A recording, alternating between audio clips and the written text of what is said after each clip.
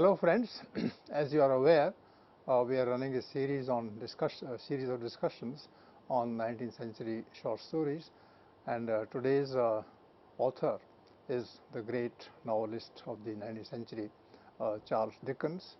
Uh, I didn't know till the other day that Dickens also had written a large number of short stories. But in the context of this series, we went over the entire team, discussed and went over the authors who would be, covered in this series. And I knew that Charles Dickens was writing stories also, but that he had written hundreds of short stories, this I didn't know. So it's a kind of benefit for me that I now know that Dickens was not just a great novelist and an activist and a social reformer and a critic of society, but he was also a great short story writer. So this series gives us an occasion to become aware about the existence of great short story writers in the 19th century, and most of them belong to the European world. Maybe there are technological changes, progress episodes in that part of the world. We have in the 19th century the great development of the form of the short story, over which we have had discussions earlier. So far as Dickens is concerned, he was born in 1812, just in the beginning of the 19th century, and he died in 1870. So it was a period of 58 years. And in this period, Dickens wrote a large number of things, short stories, novels, essays, letters, editorials, and of course he also gave lectures. So fiction writer, he's basically a fiction writer of the long and short form, and he's a social critic. How does a fiction writer become a social critic? Well, the best way is to find out through the reading of Charles Dickens, because he always raises questions that society faces at the time, and his society is a society which is problem ridden in the 19th century, and therefore unless he criticizes certain developments in the 19th century, there is no reason why he should actually be active in the field of literature. He was a master storyteller, I say, filling the writing space with lively details of life. This is important. Unless you give details from life a proper place in the short story form, you don't attract attention. And if you don't attract attention, then of course the venture fails. In his realistic depictions, we come across characters captured dynamically. So two things: realistic depictions. He is very close to reality as he is writing his short stories. And the second thing is that he gives a lot of space to characters, human beings captured as characters in their dynamic form. What does dynamic form mean in the context? It means that characters, so far as Dickens is concerned, have in them a progressive element. They keep changing. They keep, coming up to the challenges of the reality that they face in the work of literature, and they are dynamic. They ask questions from others. They also ask questions from themselves, and they learn lessons. So yesterday's of the characters would be different from the today's, and maybe there will be a real chance that tomorrow is going to be different both from yesterday and today. That is called the dynamic nature of characters, and Dickens has innumerable characters who are all different from one another, who face their circumstances differently, and they become different human beings with the passage of time.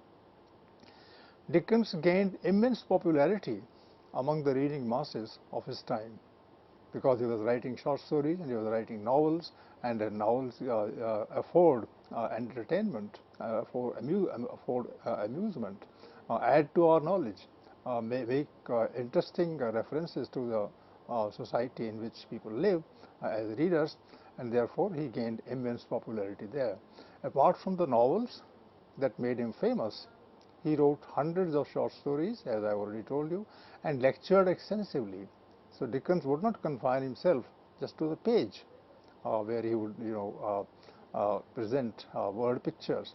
but he would also directly go to the audiences, talk to them there, and he was a great talker, he was a great lecturer, and his lectures would be heard with respect and of course with a sense of challenge by people, because he always challenged the accepted preferences of the members of the audience.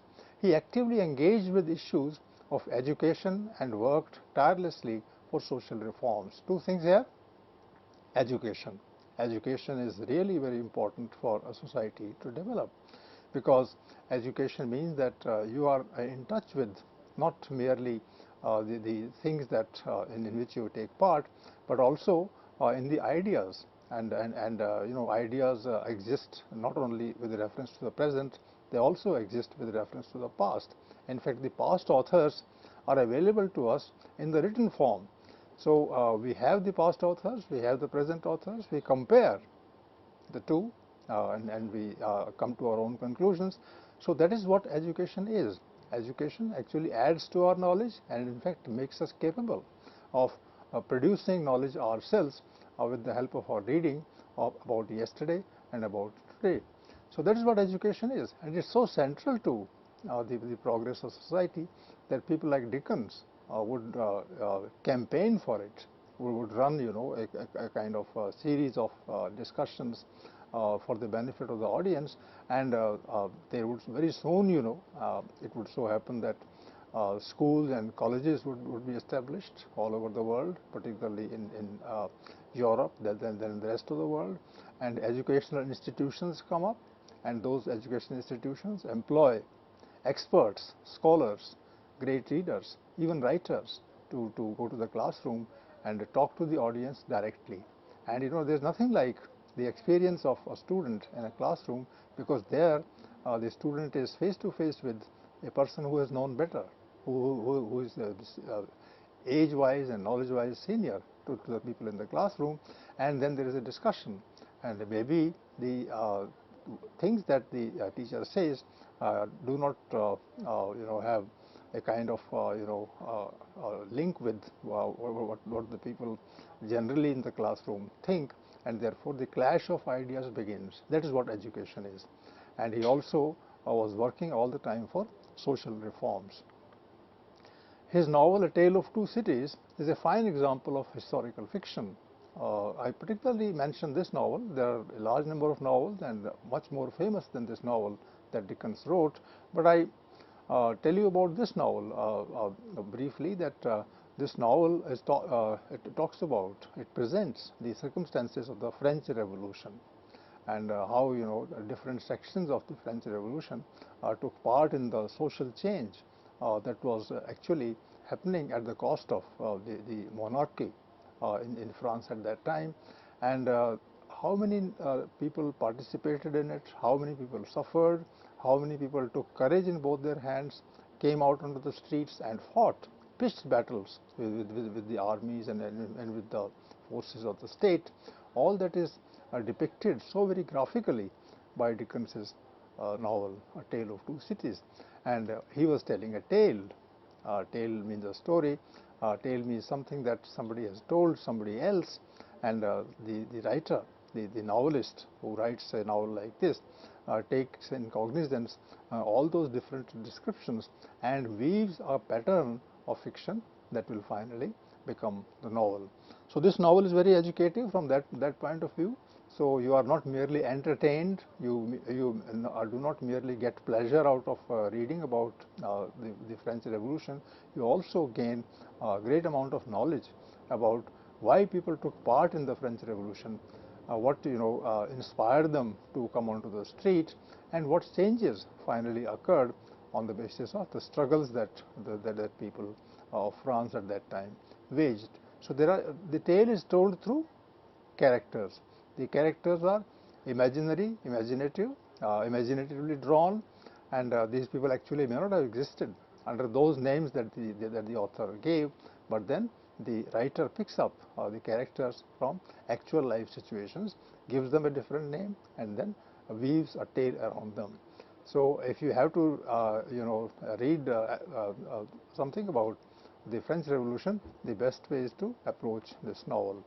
He lifted his plots of short stories from common occurrences in society and entertained his readers through them. This is what is the crux of his short stories. He doesn't tell you just fanciful things that do not exist or can be imagined only with difficulty. He picks up the ordinary things from life and then gives them a coloring that makes them interesting, that in fact they arouse interest in us when we read them, and therefore ordinary occurrences they just are picked up and they are depicted in his stories. In the stories we see comedy, there are lots of jocular situations, there is humor, there is wordplay, suspense, what next?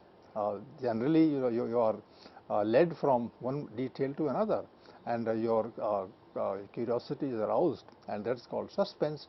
You want to know what's going to happen, and the eagerness is so intense in the mind of the reader that one simply rushes to the next page to find out as to what happened. And Dickens is the master of suspense and wonder. Wonder means you become thoughtful.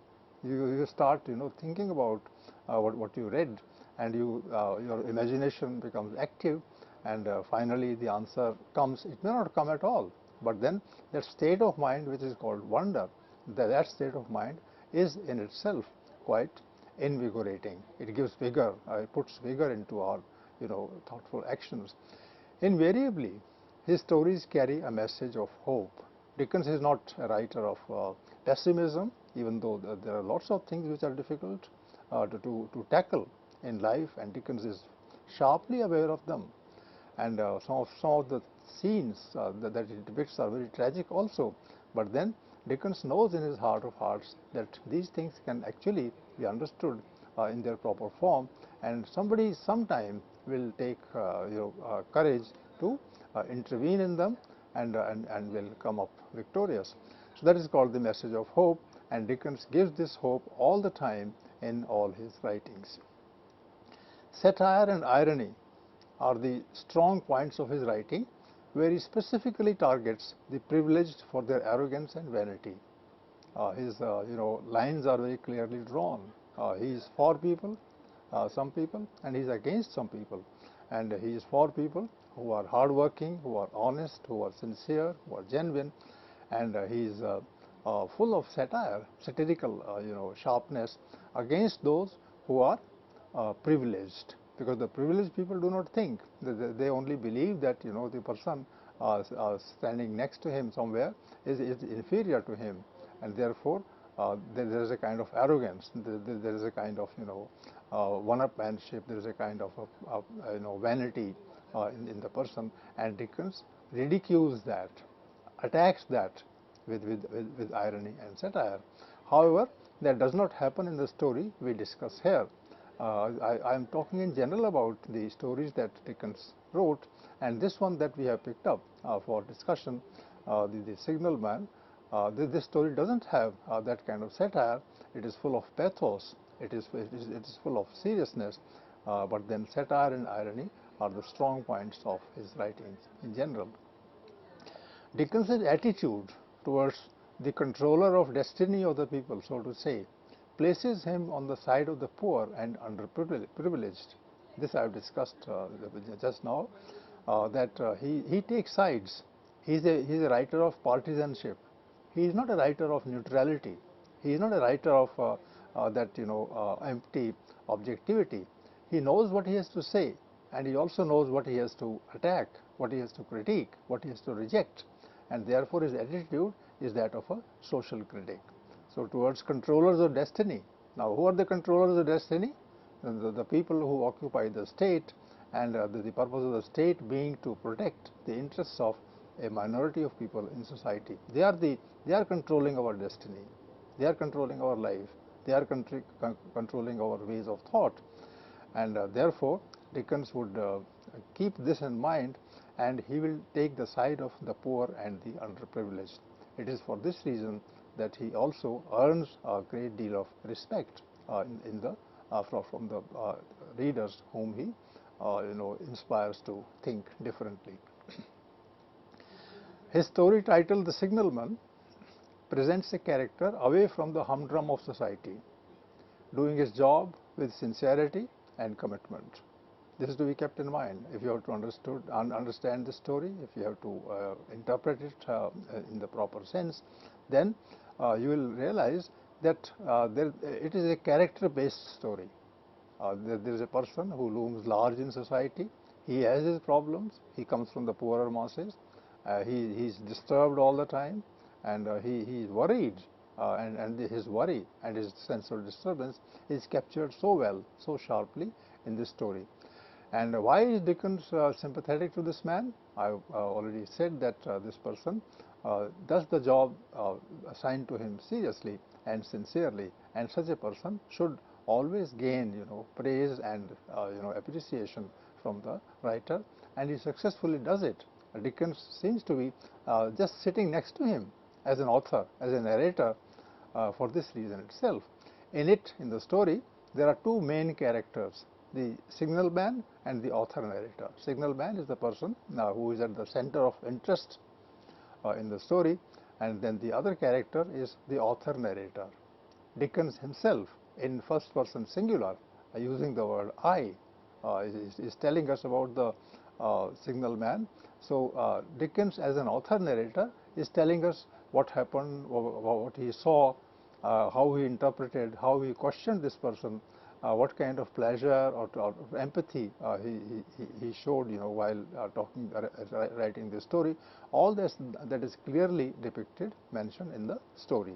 So you will be actually seeing a kind of interaction, if not clash, between the author narrator and the signalman. Clash, I say, not that the author disagrees, but that the author, Dickens, has one point of view, and signalman has another point of view, and these two points of view do not converge, and finally there is a tragic ending of the story, and Dickens doesn't know how to respond to the ending. He himself feels very sad that the person finally died. The letter's job is to stress the single-minded devotion. Who's the letter? The writer. The writer's job is to stress the single-minded devotion of the railway worker, standing at the door of his box with a flag in hand furled round its short pole. Now just see the description. I put these things within quotes. Standing at the door of his box. There is a small box in which he lives, from where he operates as the railway staff, and he has a machine there. He is all the time looking at the machine and sending signals to the superiors in the railway department. So he sits in his box with a flag in hand. He always carries a flag with him, because with the flag he has to just tell people who are driving the train from one side or the other whether the journey is whether the path is clear or not. So he uses the flag to send this message. And second, this flag generally is furled. It is covered. It is wrapped around the pole, and when he has to unfurl it, then only he can show it to the people who are in the train, particularly those who drive the train and are passing by. So his job is to just give the signals with the flag. For the narrator, now this is important. We are seeing the signalman not directly, but through the narrator. We are told by the writer, narrator, and then we see that the figure of the signalman is foreshortened and shadowed. You don't even see him clearly. When the author stands at a different level, at a higher level, and is looking down to this person, then this person looks very small, foreshortened and shadowed. You don't see the whole of him. You see only a part of him. So Dickens, as the narrator, is telling us that the person is not at all impressive, because you don't even see him clearly. It is a realistic depiction, I say, of the worker.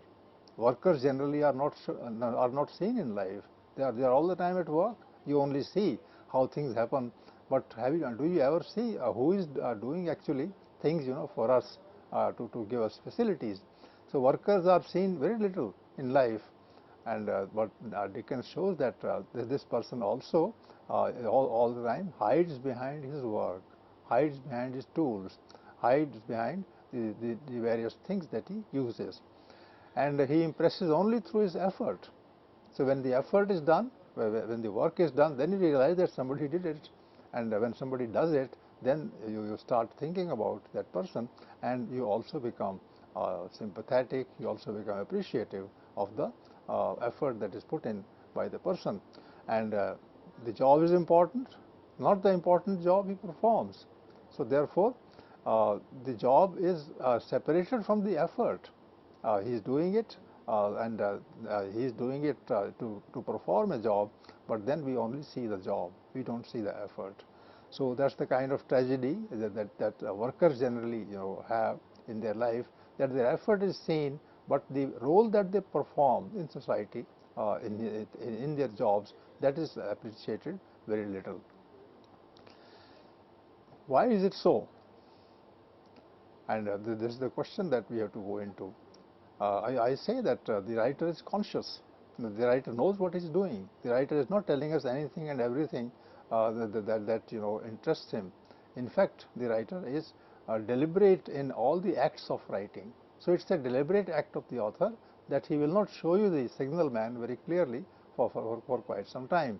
So you know that somebody is there who is sending signals. It is because of this that the train is running safely from one side to the other, and therefore the writer is putting more emphasis on the work than emphasis on how the character looks.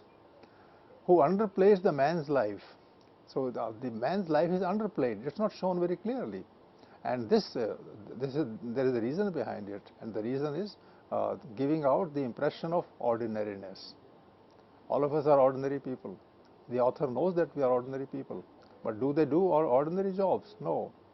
The jobs are not ordinary. The jobs are vital to the functioning of society, to the running of the system, and it is because of these small people, supposedly small people, who are assumed to be small, that the society is moving. So a great society, a great combination is at work, and that works because tiny parts of it called human beings, they are all the time working behind the scenes, and they are running the show. So on one side is the entire machinery of society that is at work, and on the other is the ordinariness of the people who do it. So this kind of a contrast is actually very educative, that the ordinary life that we lead actually is a big life. It's a very heroic life. If I just extend the argument further, then in the 19th century, for the first time, the writers and others, thinkers, philosophers, they realized that the ordinary person actually is the hero. Earlier heroes were those who fought big battles, and who had swords in their hands, and who would fight 1 against 10, and they would defeat. So we have those ancient heroes all the time drawing our attention for their bravery, for their acts of valor.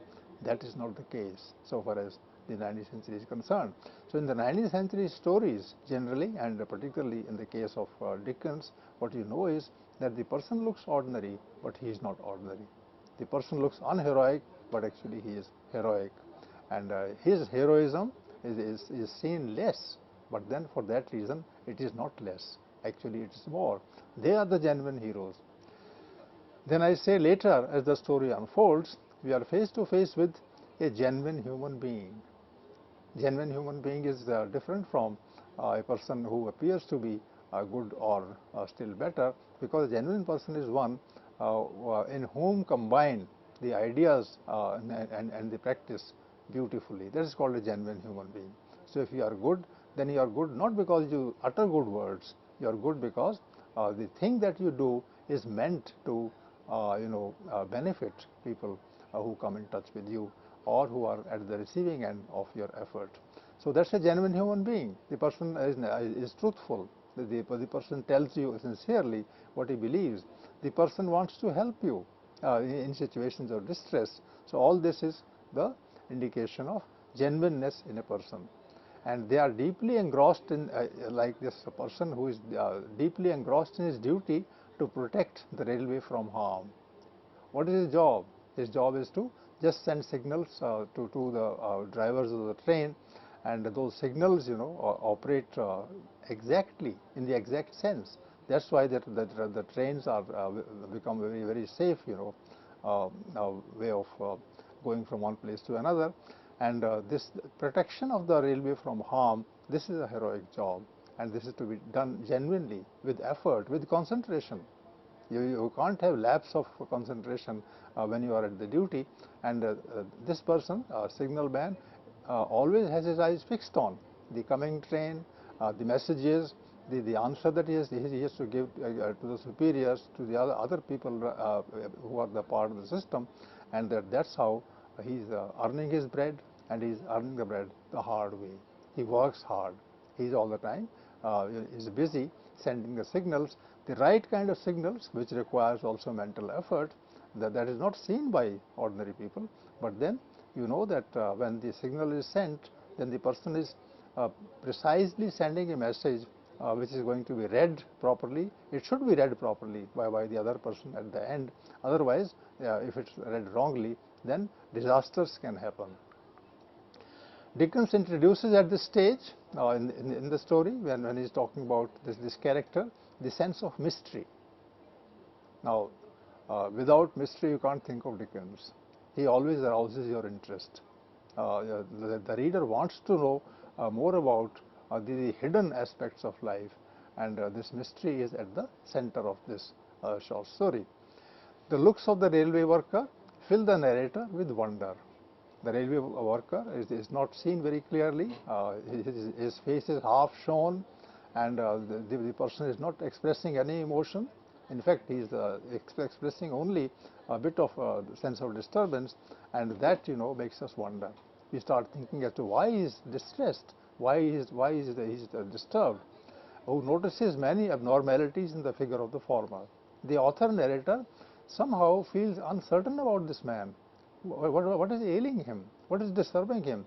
Why is he looking annoyed? Why is he looking worried? And there is a mystery behind it, and we want to find out, along with the author narrator, that yes, there is something wrong with this person.